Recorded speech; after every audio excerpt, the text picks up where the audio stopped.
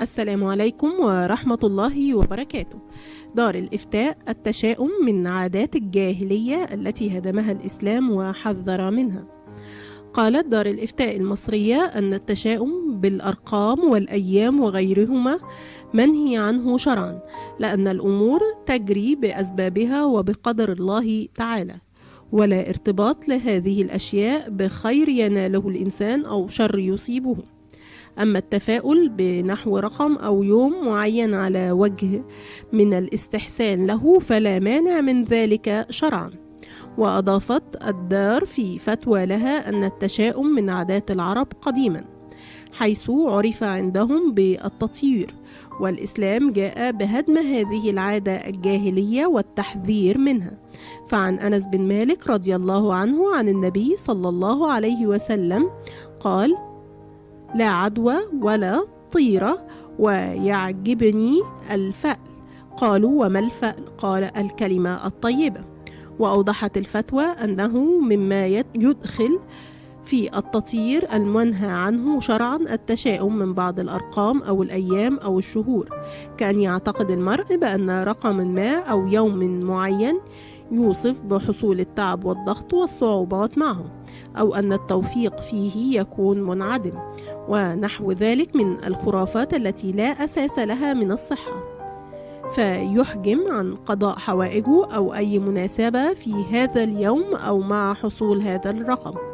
وأشارت الدار إلى أنه مع ورود النهي الشرعي عن التشاؤم والتطيير عموما باعتباره عادة جاهلية، فقد ورد النهي النبوي عن التشاؤم في بعض الأزمنة والشهور خاصة، وذلك كما في الصحيحين عن أبي هريرة رضي الله عنه عن النبي صلى الله عليه وآله وسلم: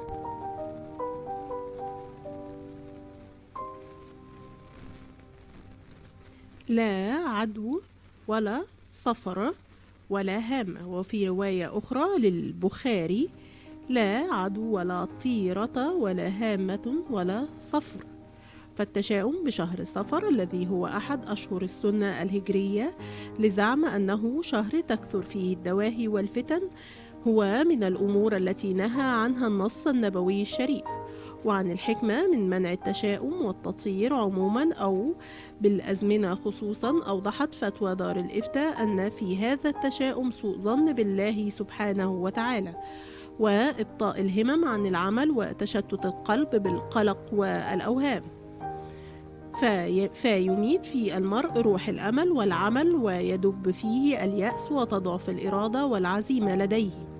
وربما نزل بالشخص بسبب هذا التشاؤم المكروه الذي اعتقده بعينه على سبيل العقوبة له على اعتقاده الفاسد.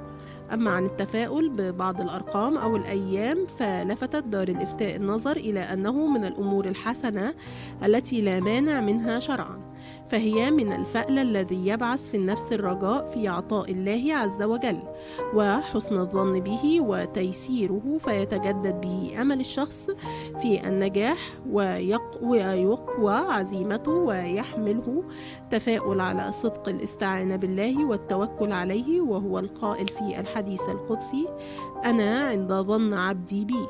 وقد قال الإمام النووي في شرح صحيح المسلم: وأما الفأل فقد فسره النبي صلى الله عليه وآله وسلم بالكلمة الصالحة والحسنة والطيبة. وقال العلماء: يكون الفأل فيما يسر وفيما يسوء، والغالب فيما يسر. شكرا، والسلام عليكم ورحمة الله وبركاته.